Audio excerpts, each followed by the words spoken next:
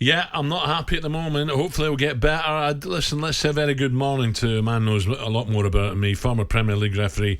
Mark Halsey joins us now. Mark, a very good morning. Good morning, Mark. Good morning, Gabby. Good morning, Alan. Gabby, I hope you're not going to give me a lot of stick like you used to today, mate. No. Did he? It's all forgotten, Mark. It's all forgotten. Tell us what he used to say to you, Mark. Can't stay on air. Alan. Hello. Don't worry. He used to get as good as he got. Exactly. Mark giving me back. Mark, just on the Tomiyasu, I can't get over that decision. The time wasting, and then the so-called tug back. That was wrong. I think when they look, I mean, it wasn't a tug back, was it? Didn't even touch him. But I think that when David Coote looks back on that, I think he'll be disappointed with himself, because if you go back to the caution for the delay the restart, I mean, Havertz was the one, wasn't it? I mean, it's about managing the game, managing the players, and David Coote should have been shouting to Havertz, "Come on, let's get on with it." And 15 seconds. He's not taking a throw. Caution Havertz.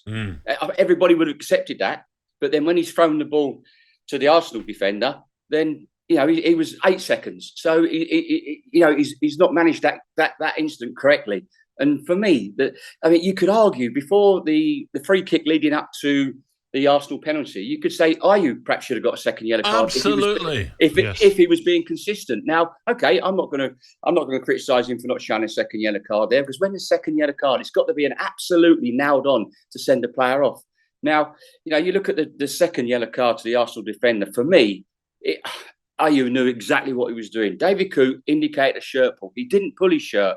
It was minimal contact, if any. And Ayew knew exactly what he was doing. He fell to his knees, and the referee, David Coote, fell for it. I thought it was a very, very poor second yellow card. 2 minutes later, Havertz has pulled the shirt off of Ayew. Doesn't get yellow card. Yeah, no yellow card. Yeah. So where's the consistency? So I think that on that instant, I think he got it totally wrong. And I think they'll be looking at his performance, and hopefully the management and coaches will be telling him.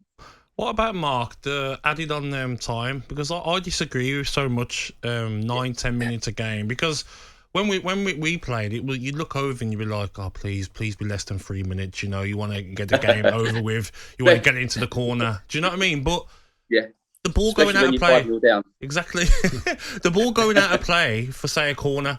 You're not going to rush over to take a corner, are you? You're going to take your time. The guy's taking a corner, and then your players are going to get into position. It's time to sort of regroup, get a breather as well. Like, you can't be rushing over for everything you're taking.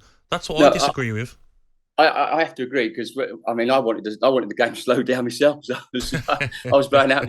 I was blowing like good, and So, but I think you're right, Gabby. I think we've got to be very careful. I think at the moment, I think it's gone a bit OTT. And as I say, yes, we all want the ball in the playing time longer. So I think sometimes the players have brought this upon themselves, but we've got to, there's got to be a little bit of common sense. And as I said before, the referee has got to engage with the players when they pick that ball up. Yeah. At the moment, it looks like they're just coming across as arrogant, and they're just going flashing yellow cards in their faces. Yes, they've all been told. But at the same time, the referee's still got to manage those players and manage that event. And I think that's the problem. I think we've just got to be show a little bit more common sense, a little bit more empathy for the game. Mark, just one quick one. Are the players, are they cheating too much now? Are they trying to con referees too much? Yeah, listen, look, you can say I wouldn't say cheating. Gabby would know. Players would do what they can to get what they can out of the referee, and it's down to the referee to pick up if it's a foul or non-foul. You look at poor old Tim Ream on Saturday at Fulham Brentford. Second yellow card, penalty. That has never ever been a penalty or a second yellow card in that game. I'm sorry. So for me, referees have got to judge these fouls, non-fouls, and it is very difficult. The game is very quick, but that's what we've got VAR there for as well.